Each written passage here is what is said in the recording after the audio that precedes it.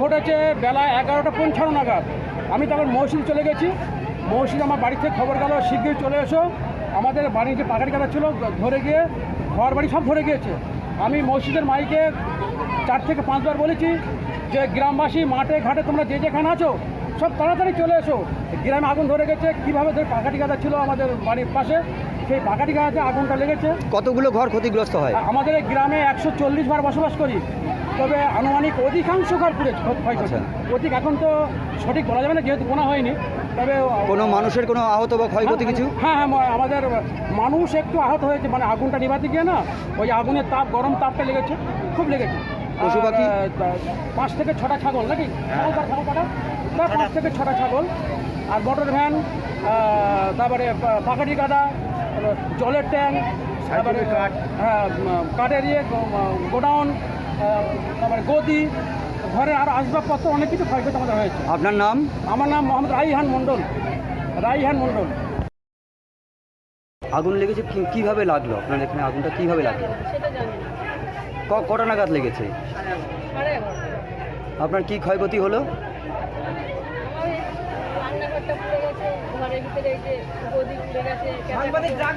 আপনারা কতটা আতঙ্কের মধ্যে ছিলেন?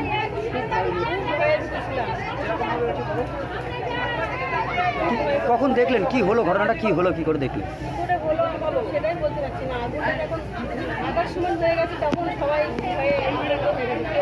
আগুনটা কি বলেন তো, আমার মাঝে 11:30টার সময় এত আগুন লেগেছে যে পুরো মানে দাও করে পুরো ধরে গেছে। মানে কেউ কারোর সাথে যোগাযোগ করার সময় নেই। কি করে লাগলো, কি করে আগুনটা কি করে লাগলো মনে হয়? উপরে ইলেকট্রিক তার আছে আর সাইডে মিস্ত্রিরা কাজও করছিল। এখন বিড়ি খেয়ে আগুনই হোক বা ইলেকট্রিক তার থেকেও ঠিক বলা যাচ্ছে না কিসের থেকে লেগেছে। আচ্ছা, আপনারা কতটা আতঙ্কে রয়েছেন? আমরা খুব আতঙ্কের মধ্যে ছিলাম। এখন আপাতত ফায়ার ব্রিগেড এসে মানে সব আমাদের সব শেষ হয়ে গেছে, তারপরে এখন জল নিয়ে এসে সব নিভিয়েছে। প্রশাসনের কাছে কতটা সহযোগিতা পেয়েছেন?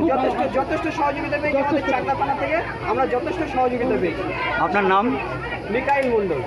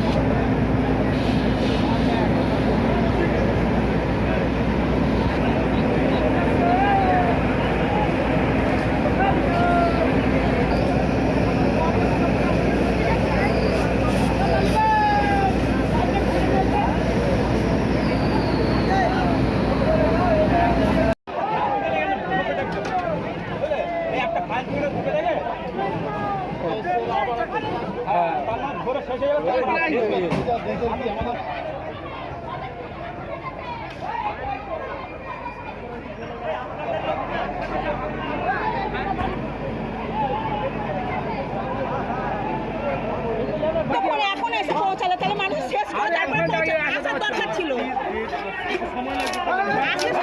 আগে দমন করা হয়েছে সব শেষ।